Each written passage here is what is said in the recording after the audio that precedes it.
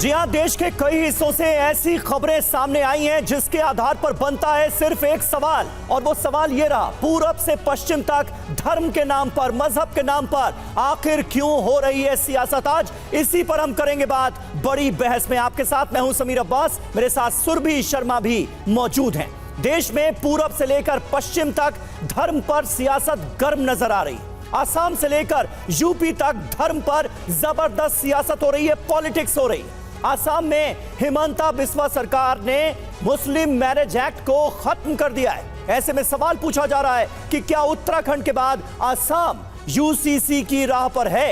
MP में मोहन यादव सरकार का गुरु पूर्णिमा को लेकर फैसला राजनीति की वजह बना हुआ है। सुरभि, हालांकि बात यहां उत्तर प्रदेश की भी करनी जरूरी है, क्योंकि यूपी में कावड़ यात्रा के रूट पर मुस्लिम दुकानदारों को नाम लिखने के नाम पर लिखने के जो आदेश दिए गए हैं, उस पर जिस तरीके से सियासत हो रही है उसको लेकर बड़े सवाल है। अब बीजेपी नेता मुख्तार अब्बास नकवी ने हड़बड़ी में गड़बड़ी वाला ये फैसला बता दिया है। तो दिल्ली में ही जामिया मिलिया इस्लामिया यूनिवर्सिटी के प्रोफेसर पर धर्मांतरण के भी आरोप लगे हैं। तो समीर, एक नहीं बल्कि चार राज्यों से जिस तरीके से ये धर्म के नाम पर आ रही बड़ी खबरें हैं, पूरब से पश्चिम तक धर्म पर हो रही सियासत को लेकर आज इसी पर होंगे बड़े सवाल। जी हां, और शुरुआत हम करने जा रहे हैं आसाम से। आसाम मुस्लिम विवाह और तलाक अधिनियम को रद्द करने का फैसला आसाम की हिमंता बिस्वा शर्मा सरकार ने लिया है। सरकार ने अधिनियम को रद्द कर दिया है। अधिनियम रद्द करने पर हिमंता बिस्वा शर्मा का बयान, विवाह रजिस्ट्रेशन के लिए सरकार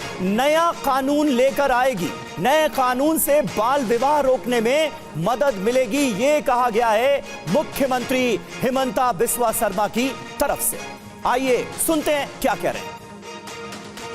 आसाम मुस्लिम मैरिज एक्ट में चाइल्ड मैरिज को इजाजत देता था, तो हमने ये स्क्रैप करके ऑर्डिनेंस लाए थे।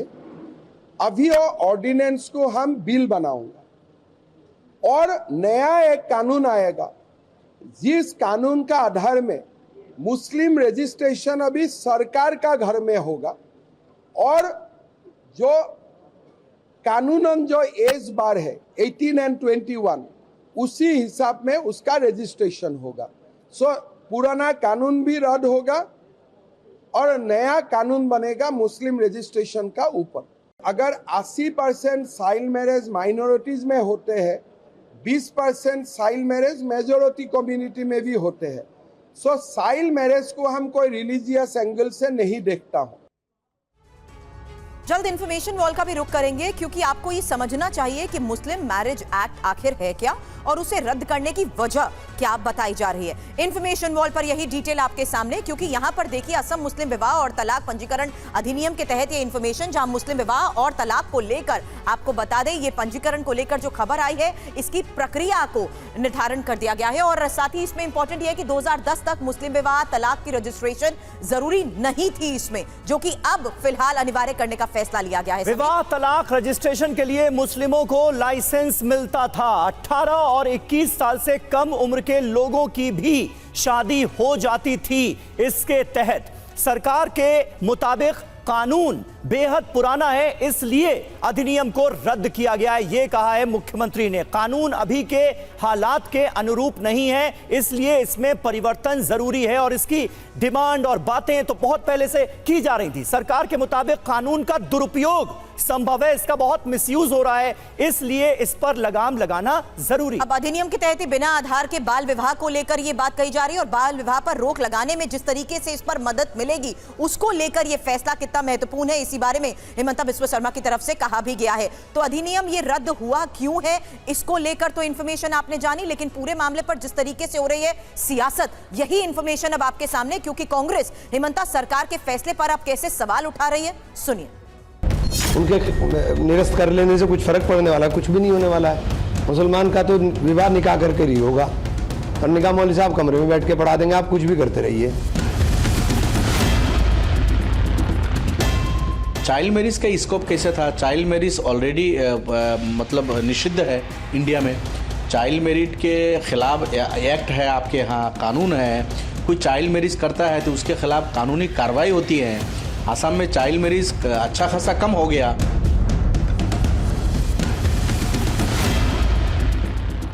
इसका स्वागत करना चाहिए। मुझे लगता है कि बेवजह कुछ लोग इसमें कंट्रोवर्सी ढूंढेंगे, लेकिन इसका स्वागत होना चाहिए। और जो अधिनियम शादी के, तलाक के,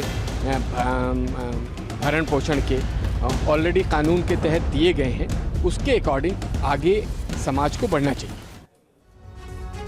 और इसी पर बात करने के लिए हमारे साथ तमाम खास मेहमान इस वक्त मौजूद हैं। समीर चौगावकर जी हमारे साथ वरिष्ठ पत्रकार और लेखक मौजूद हैं स्टूडियो में ही। सौरभ सिकदर साहब प्रवक्ता भारतीय जनता पार्टी के हमारे साथ जुड़ रहे हैं। प्रोफेसर धर्मेंद्र यादव प्रवक्ता हैं समाजवादी पार्टी के, वो हमारे साथ मौजूद हैं। और AIMIM असदुद्दीन ओवैसी की पार्टी के नेता दानिश कुरैशी भी हमारे साथ मौजूद हैं। लेकिन सौरभ सिकदर साहब, पहला सवाल आपसे, मुसलमानों पर इतनी तवज्जो क्यों? ये एक सवाल पूछा जा रहा है। ऐसा लग रहा है कि पूरा जो एजेंडा है वो मुसलमानों के इर्द गिर्द घूम रहा है आपकी पार्टी का, और असम की सरकार ने जो फैसला लिया है उससे भी इससे जोड़कर देखा जा रहा है। बिल्कुल नहीं। ये जो फैसला लिया गया है, जो नया बिल लाने का और जो नया कानून लाने का, ये असम के मुस्लिम के भलाई के लिए है।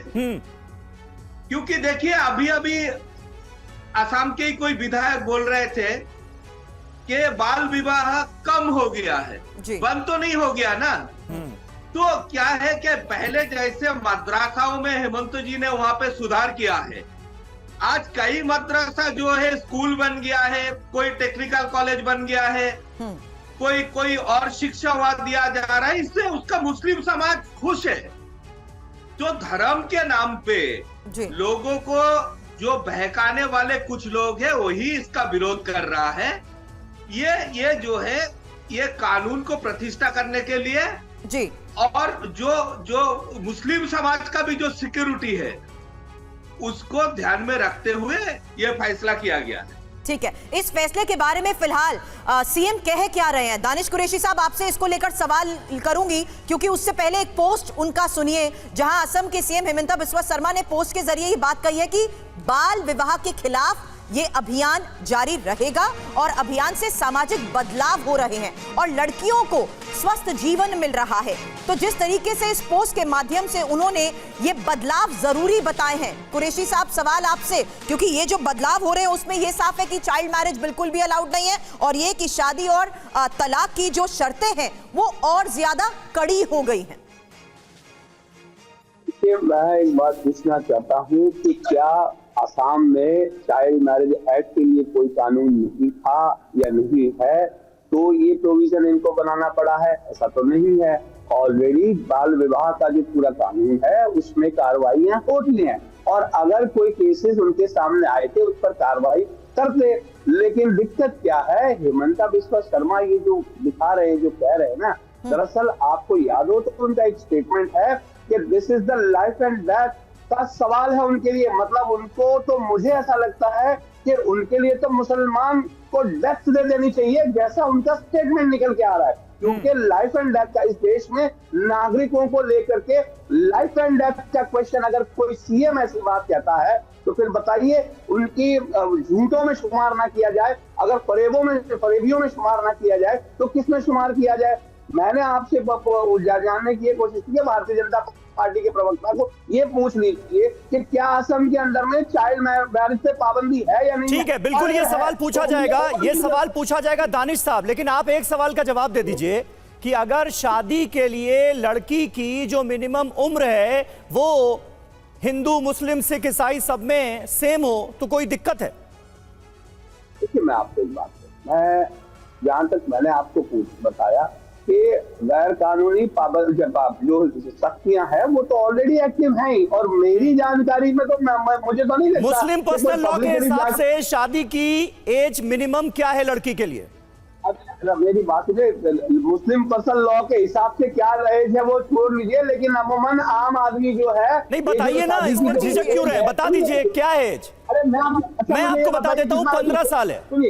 मतलब बाकी धर्म की लड़कियों के लिए 18 साल, मुस्लिम लड़की के लिए 15 साल। क्या ये भेदभाव नहीं मिटना चाहिए? क्या एज एक नहीं होनी चाहिए? ये अपने आप में बड़ा सवाल है या नहीं है? प्रोफेसर धर्मेंद्र यादव, धर्मेंद्र जी, किस तरह से आप देखते हैं असम की सरकार के फैसले को? क्या ये सही है या गलत है आपकी नजरों में? समीर जी, भारतीय जनता पार्टी की जहां जहां डबल इंजन सरकार है, डबल इंजन की टकराहट आपको हर जगह देखने को मिलती है।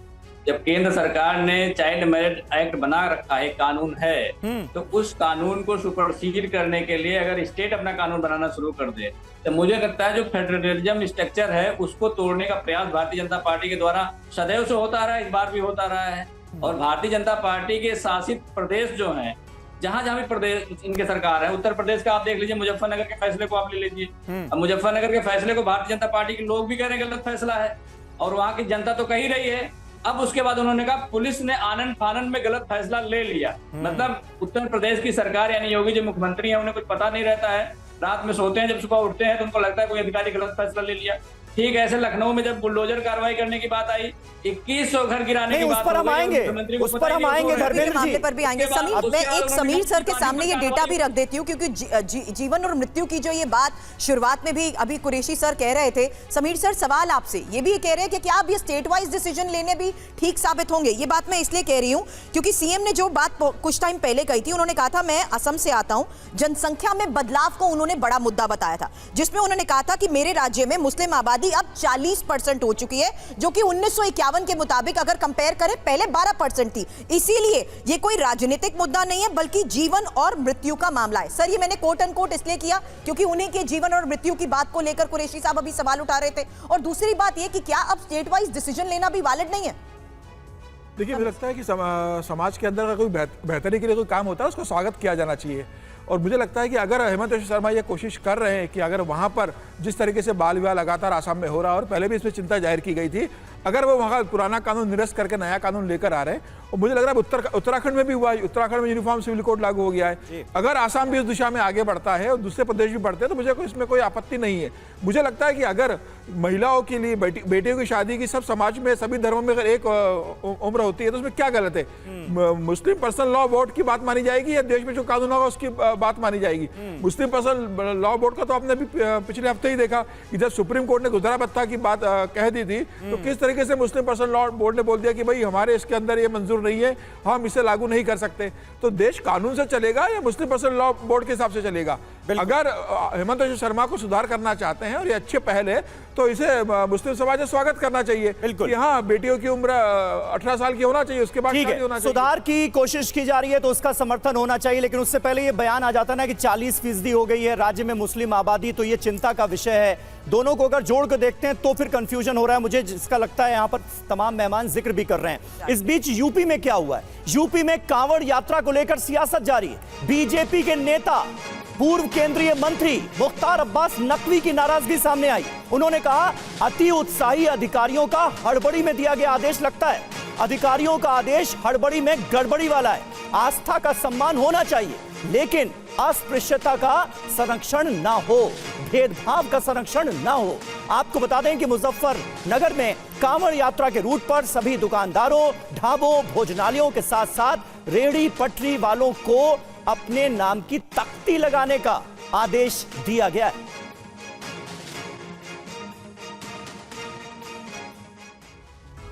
और पूरे मामले पर मुजफ्फरनगर के अब ढाबा मालिकों ने सवाल भी खड़े कर दिए हैं। आरोप उनका यह है कि पुलिस ने उन्हें मुस्लिम कर्मचारियों को फिलहाल हटाने के आदेश दे दिए।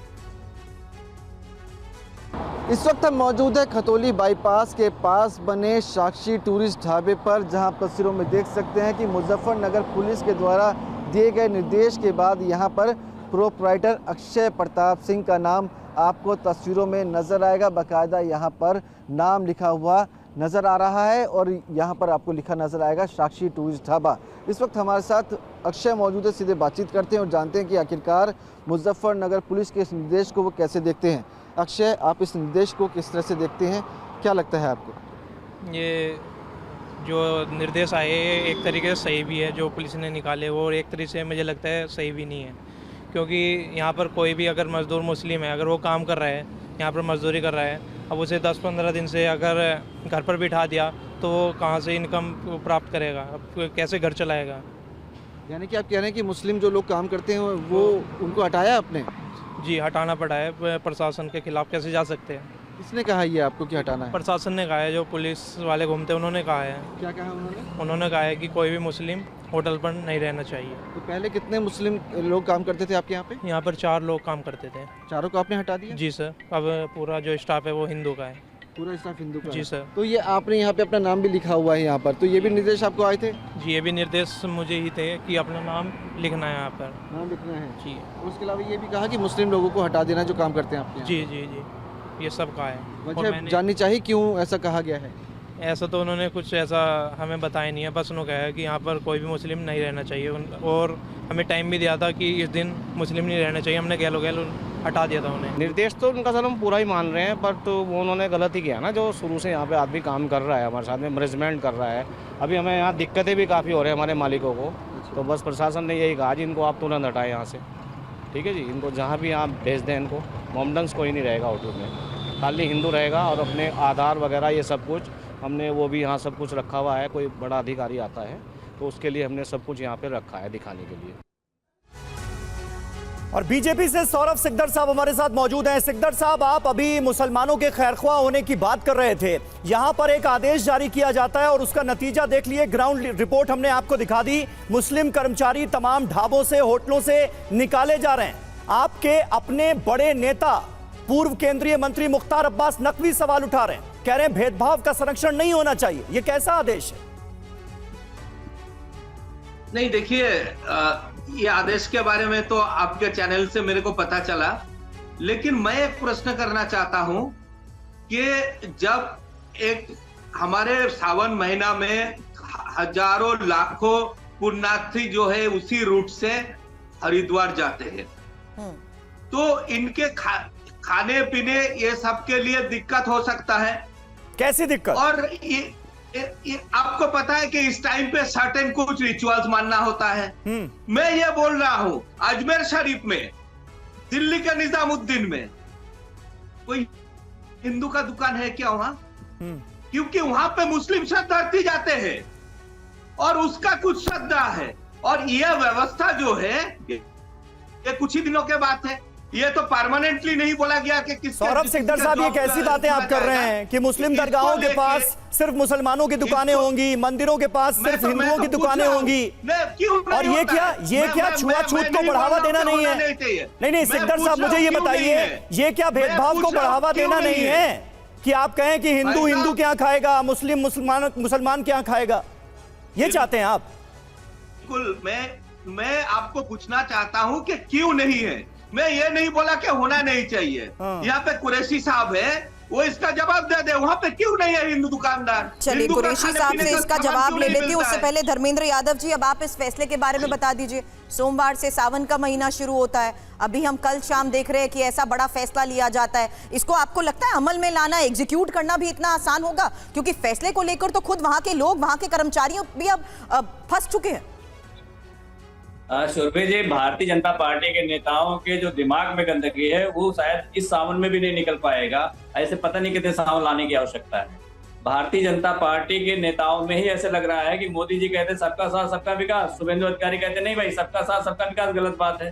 तो आज भारतीय जनता पार्टी अपने विचारों से पूरी तरह से हट चुकी है। जनता के सरोकार से कोई मतलब नहीं है। सौहार्द और सद्भावना, देखिए ये बहुत संवेदनशील मुद्दा है, सॉरी टू बट इन, लेकिन आस्था के नाम पर, परंपरा के नाम पर, विरासत के नाम पर, हिंदुओं की भावनाओं को ध्यान में रखने के नाम पर लिया जा रहा है ये फैसला। क्या आपको लगता है आम लोग इसकी चपेट में आ गए हैं, या उनके लिए इतनी वल्नरेबल सिचुएशन हो चुकी है कि हम आस्था और धर्म को जोड़ते हुए जिस तरीके से फैसले ले रहे हैं उसमें लोग ही अब यहाँ फंसते नजर आ रहे हैं? सुरभि जी, दुनिया का कोई भी धर्म ऐसा नहीं है जो मानवता को मारता हो, मानवता को शर्मसार करता हो, मानवता को ह्यूमिलेट करता हो। भारतीय जनता पार्टी का ये जो फैसला है, आप मुझे बता दीजिए, अगर कोई मुस्लिम केला बेच रहा है तो केले का कोई धर्म हो जाएगा क्या? कोई सेब अगर खिला रहा है किसी कांवड़ यात्री को तो क्या उसका कोई धर्म हो जाता है क्या? उसमें क्या दिक्कत आ जाती है मुझे बता दीजिए। हमारा एक मिनट का टाइम लूंगा भाई साहब, शरीर में आप एक मिनट सिकदर साहब, एक मिनट सिकदर साहब एक मिनट रुकिए, और भी मेहमान है ना, और भी मेहमान है। आप तो कह रहे हैं कि आपको TV9 देखकर पता चला कि यूपी सरकार ने ये फैसला भी लिया है। ठीक है, एक मिनट। सावन आ गया है तो सावन इनके लिए बंगाल में ठीक है, जब दुर्गा पूजा होता है तो मुहर्रम के लिए उसका विसर्जन क्यों रोक दिया जाता है? ये इनको सिखाया जाता है। बंगाल में जब दुर्गा पूजा होता है, मुहर्रम के लिए उसका विसर्जन क्यों रोक दिया जाता है? ये बताइए। काम करते थे। अब देश आजाद हो गया है तो देश के अंदर कभी मुसलमानों को बांट के, कभी सिखों को बांट कर, कभी बौद्ध को बांट कर, कभी और किसी को बांट कर, ये इनकी ट्रेनिंग ही है, इनसे कोई दिक्कत नहीं है। इस देश ने अयोध्या के चुनाव से मैसेज दिया, आपका जो धार्मिक ध्रुवीकरण है, जो सौहार्द बिगाड़ने की नीति है आपकी, जो आपकी नीयत है, वो नहीं चलेगी। अयोध्या में लोगों ने थप्पड़ मारा आपको, वोट दिया पर आपको समझ में नहीं आया। प्रयागराज में आपको थप्पड़ मारा जनता ने। ठीक है, एक एक करके ऐसे किसी की आवाज नहीं जाएगी। एक मिनट आपस में लड़िए मत, मुद्दे पर बात कीजिए। दानिश कुरैशी साहब, इस फैसले की मंशा क्या नजर आ रही है, और हिंदू मुसलमान में बंटवारा करके सियासी फायदा कौन उठाने की कोशिश कर रहा है भाई? मानसिकता से देश का विकास नहीं होगा। हो गया धर्मेंद्र जी, एक मिनट। दानिश साहब जी, हिंदू बच्चे नहीं है। समीर भाई, मैं आपको बताऊं, यह सबसे पहले तो सिकंदर साहब ने मुझसे ये पूछा कि भाई दरगाहों के बाहर किस किस की दुकानें हैं। तो देखिए, मैं आपकी बात कहूँ कि दरगाहों के बाहर तो छोड़ दीजिए, दरगाहों के अंदर भी तमाम आने वाले जो यात्री होते हैं उनका वेलकम दिलो जान से किया जाता है। और रही बात अजमेर की, उन्होंने बात कही, अजमेर में तो मैं 10 बार जा चुका हूँ और सिकंदर साहब मेरे साथ चले हैं और मैं दिखाऊं कि वहाँ ऐसी फैमिली रहती है। देखिए, ये ऐसे कैसे चलेगा? देखिए, बताइए। बोलिए कुरैशी साहब, आपकी बात जारी है, सुन रहे। अब मैं बताऊं कि आपको जानकर हैरानी होगी कि सन 47 में परेशान हाल आए हुए मुसलमान आज भी अजमेर की दरगाह के आज भी पास रहते हैं और अपना व्यवसाय निर्वाह करते हैं और किसी को कानो कान खबर तक नहीं होगी। और सिकंदर साहब चाहें तो मेरे साथ चलें। दूसरे नंबर की बात, भारतीय जनता पार्टी और सिकंदर साहब का जो कहने का भावार्थ निकल के आ रहा है, वो आज भी इस मतलब जहालत पे अड़े पड़े हैं कि जो फरमान जारी हुआ है मुजफ्फरपुर में वो बिल्कुल सही है। मुझे लगता है सिकंदर साहब, इस चीजों की इसमें सुधार करने की जरूरत है। आपका राजनीतिक मफाद कुछ भी हो सकता है, लेकिन देश सबसे बड़ा है और देश में इस तरह से विभाजनकारी पॉलिटिक्स अगर की जाएगी तो मुझे लगता है कि ये बड़ा नुकसान है। बिल्कुल बड़ा नुकसान। इसीलिए सवाल उस मंशा को लेकर जो समीर आपने किया था। समीर सर, अब ये सवाल आपसे, क्योंकि मैं तो रिकॉल कर पा रही हूँ कि ये जो पूरा कावड़ का रूट होता था उसमें तो हम सद्भाव की बात करते थे, कैसे उनके लिए पानी पीने की व्यवस्था, कैसे उनके लिए ठहरने की व्यवस्थाओं को लेकर ये तस्वीरें कुछ टाइम पहले तक हम देखते आते थे कि कैसे लोगों को कोई असुविधा ना हो। इसका हर धर्म के लोग जो रास्ते में इस पूरे रूट पर है वो उस लिहाज से सुविधाओं का ध्यान रखते हैं लोगों की। लेकिन आज यही फैसला कहीं ना कहीं मंशा को लेकर सवाल उठाता क्यों नजर आ रहा है? देखिए, कावड़ यात्रा पहली बार तो नहीं हो रही, इसके पहले भी कावड़ यात्रा हुई है। कहाँ पहले ऐसे निर्णय हुए हैं? मुझे लगता है इस तरह का निर्णय सामाजिक समरसता और सामाजिक सौहार्द को बिगाड़ने का काम करता है। यह सीधे विभाजनकारी जो स्थितियां उसको उत्पन्न करने का काम करता है। राज्य सरकार को ऐसे निर्णय लेने से बचना चाहिए जो समाज में किसी तरह का डिवाइड करने की कोशिश करे, जो समुदायों के बीच में विश्वास कम करने का काम करे। यह सरकार की जिम्मेदारी है। कावड़ हर साल होता है, हर बार हुआ और कभी इस तरह के निर्णय नहीं हुए। क्यों एक तरह का प्रशासन इस तरह का निर्णय ले रहा है? मुझे लग रहा है भारतीय जनता पार्टी के केंद्रीय नेतृत्व को देखना चाहिए कि जो प्रदेश सरकार के द्वारा निर्णय लिया गया है, वहाँ के जिला पुलिस अधिकारियों ने निर्णय लिया है, उस पर तत्काल रोक लगना चाहिए। इस तरह का निर्णय समाज में सामाजिक समरसता के लिए खतरनाक है और दो समुदायों के बीच खाई बढ़ाने वाला काम करेगा। मुझे लग रहा है इससे बचना चाहिए। नहीं, इसके पीछे आप इन सारी चीजों को जोड़कर देखेंगे क्या? एक तरफ शुभेंदु अधिकारी सबका साथ सबका विकास ना चौलबे, मुसलमानों ने इस बार हमें वोट नहीं दिया तो हम उनका काम क्यों करें, ये जो अलग अलग बयानात आ रहे हैं, इनको जोड़कर अगर देखा जाए तो करने की क्या मंशा है? देखिए, मुझे लगता है प्रधानमंत्री मोदी बार बार जब कहते हैं कि सबका साथ सबका विकास सबका विश्वास सबका प्रयास की बात करते हैं, तो सभी वर्ग और सभी धर्म को लेकर साथ चलने की जब बात करते हैं भारतीय जनता पार्टी कोशिश करती है, तो पार्टी में कुछ ऐसे लोग हैं जो इस तरह के बयान देके प्रधानमंत्री मोदी की जो कोशिश है उस पर गतिरोध उत्पन्न करते हैं, अवरोध लगाते हैं। मुझे लग रहा है ऐसे लोगों के खिलाफ तत्काल पार्टी ने कार्रवाई करना चाहिए और ऐसे बयान भारतीय जनता पार्टी का जो सबको साथ लेके चलने का जो नारा है उसके खिलाफ जाता है। मुझे लगता है केंद्रीय नेतृत्व से गंभीरता से लेना चाहिए। सिर्फ एक प्रदेश के एक नेता का बयान, उसका निजी बयान नहीं कहा जा सकता। ये निजी बयान नहीं है। ऐसा बयान जो समाज में डिवाइड उत्पन्न करे वो निजी बयान नहीं हो सकता। लेकिन ग्राउंड रियलिटी क्या है सर? ये रिपोर्ट्स भी इसीलिए दिखा रहे हैं क्योंकि सोमवार से सावन महीने की शुरुआत हो रही है। उससे पहले ये जो आदेश जिस तरीके से आ गया है और मुजफ्फरनगर प्रशासन के इसी आदेश को लेकर फिलहाल स्थानीय लोग, स्थानीय दुकानदारों की तरफ से क्या कहा जा रहा है, सुनिए।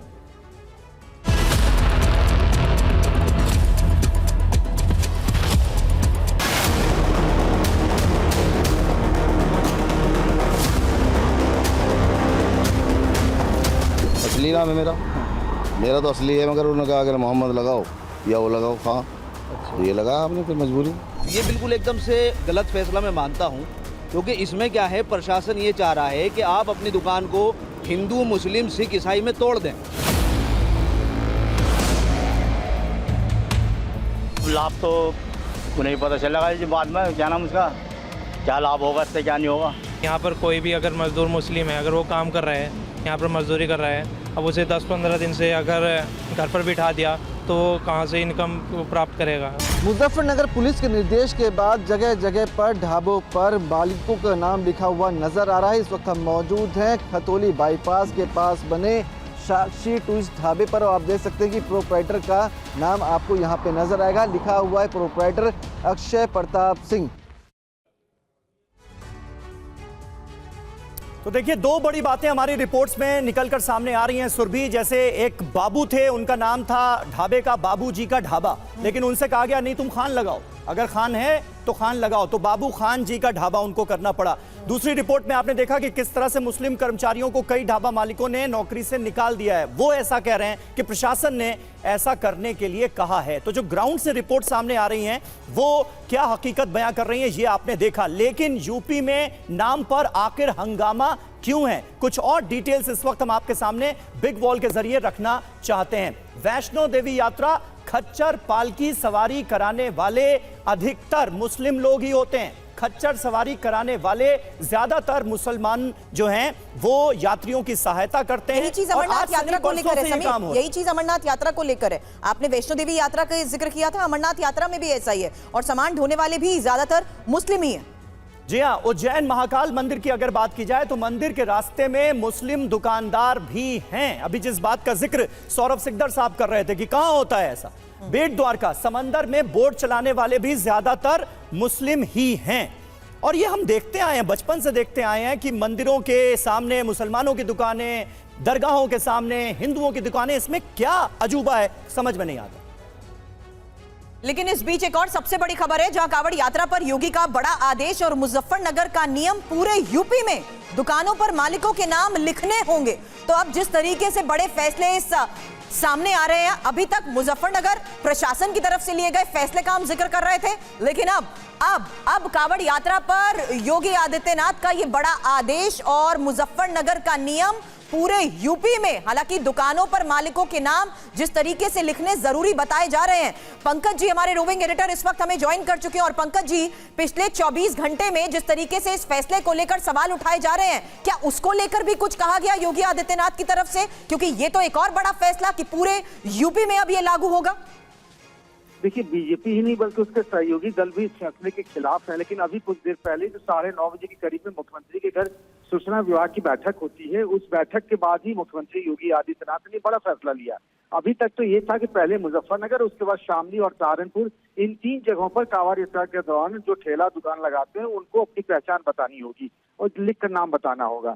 लेकिन योगी आदित्यनाथ को जब बताया गया कि ऐसे ऐसे सारी चीजें हैं, कौन किसने क्या बयान दिया है, सारी बातें उनके सामने रखी गई है। असदुद्दीन ओवैसी से लेकर किस किस नेता ने क्या कहा, उसके बाद उन्होंने कहा कि नहीं, इस फैसले में पीछे नहीं हटना है, इस फैसले में आगे बढ़ना है। यानी पूरे यूपी में जहां जहां कांवड़ यात्रा होगी, उस पूरे रूट पे जितने भी दुकान और व्यावसायिक प्रतिष्ठान होंगे उनको अपनी पहचान बतानी होगी। ये फैसला यूपी सरकार की तरफ से किया गया है। और पंकज, खास बात यह है कि असदुद्दीन ओवैसी को तो छोड़िए, मुख्तार अब्बास नकवी जो कि केंद्र सरकार में मंत्री रहे हैं, यूपी से ही आते हैं, बड़े नेता हैं भारतीय जनता पार्टी के, वो कह रहे हैं कि भेदभाव का संरक्षण होगा ऐसे फैसले से। वो अधिकारियों को दोष दे रहे हैं, और अब तो योगी सरकार ने पूरे यूपी में ये नियम लागू कर दिया।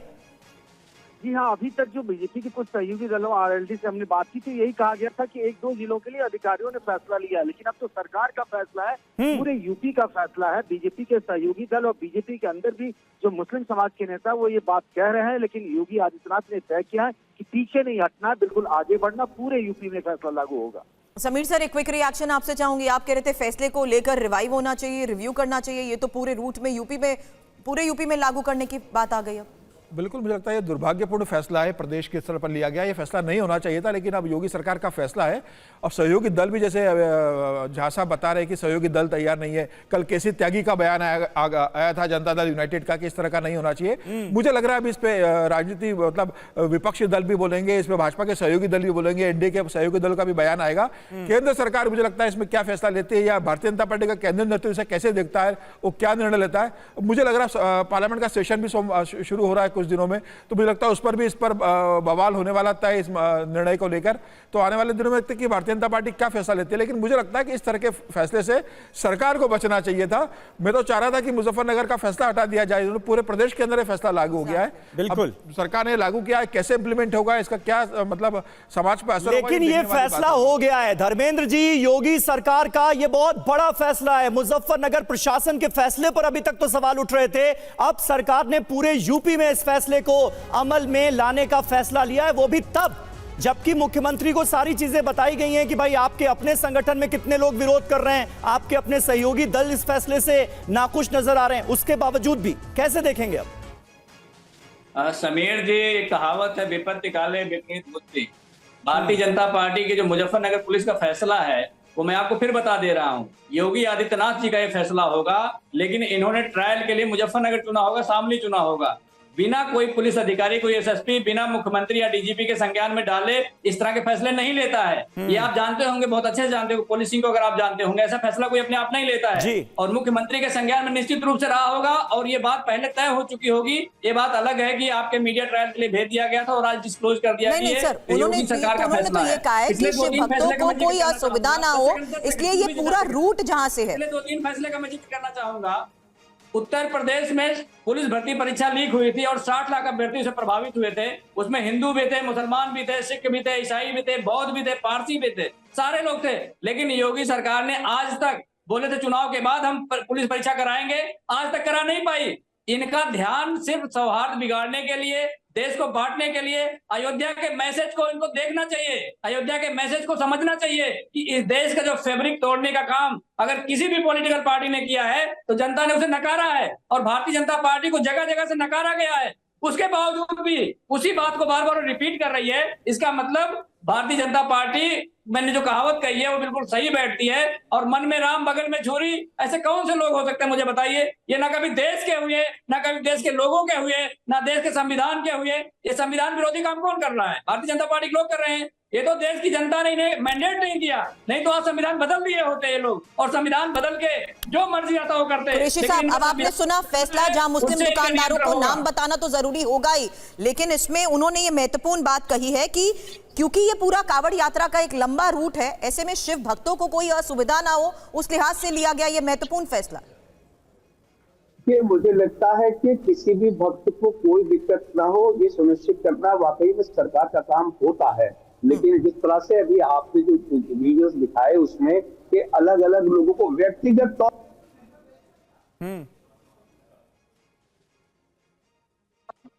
आगे लिखवा दिया, तो ये सारी चीजें जो वो कर रहे हैं, आपके ऑडियो में बिल्कुल देश विरोधी है, क्योंकि आप ये कह रहे हैं कि जो उनका नाम है वो नाम हटाकर आप उसके पीछे मोहम्मद लगाइए या दूसरा कोई आइडेंटिफिकेशन लगाइए, ताकि आप मुसलमान, जो कि है नहीं वो। तो ये सारी चीजें तो बाकायदा, मतलब जो प्रशासन में जो व्यक्ति बैठे हैं, मुझे लगता है उसके खिलाफ कार्रवाई होनी चाहिए। मुजफ्फरनगर प्रशासन ने तो ये कहा था कि पहचान छिपा कर कुछ ना हो, बस वहां पर आइडेंटिटी रिवील होनी चाहिए बस। मेरा नाम अगर दानिश है और दानिश में अगर कुछ भी आगे और पीछे नहीं है और आप फोर्सफुली लिखवा रहे हैं, तो ये क्या है? ये क्या है? फोर्सफुली आप क्या करवाएंगे? कैसे करवाएंगे? तो ये तो सीधा संविधान का 400, अभी तो एक मित्र कह रहे थे कि 400 पार की बात करके संविधान का, ये तो अभी भी संविधान का हनन ही कर रहे हैं।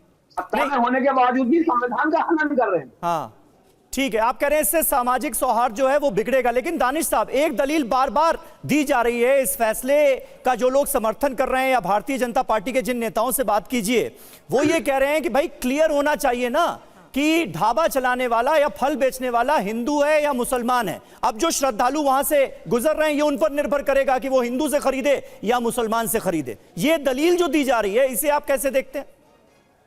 कि मैं आपसे कह रहा हूं कि आप ही के उन्होंने बताया संवाददाता ने कि किस तरीके से वहां पर मुसलमान जो मुलाजिम में काम करने वाले वर्ग है उनको वहां से लिटरली हटाया गया। अब आप बताइए, किसी के व्यवसाय और किसी रोजगार को आप संवैधानिक तौर पे उसको जायज ठहरा रहे हैं कि आप संवैधानिक फरमान जारी कर दिया, एक प्रशासनिक अधिकारी ने कहा कि यहाँ ये कानून लागू हो जाएगा और अब यहाँ मुसलमान दिखाई नहीं पड़ना चाहिए, या अगर आपका ढाबा है तो आप उसके पीछे मोहम्मद लिखिए या खान लिखिए या स्पेसिफिकेशन करिए, ये कहां तक जायज है? आप मुझे ये तो बताइए। और दूसरे नंबर की बात कि इस कांवड़ यात्रा पे अलग अलग मुस्लिम संस्थाएं भी सेवा करती आई हैं, तो वो कैसे करेंगी वो बताइए। और रह गई बात दूसरे नंबर की, हमेशा से ही सामाजिक सौहार्द बनाते हुए आए हैं, चाहे ईद का दिन हो चाहे दीपावली का दिन हो, इन तमाम चीजों में आप ले होती रही है, लोगों की मोहब्बत की पहचान है वो। और अगर आप इस तरह से विभाजनकारी नीति प्रशासनिक तौर पर सरकार के स्वरूप में करेंगे तो बताइए ये क्या परिणाम निकालना चाहते हैं जी? सर, अगर योगी ये कहते हैं समीर सर कि मैं विरासत के सम्मान के लिए प्रतिबद्ध हूँ, आस्था है, परंपरा है,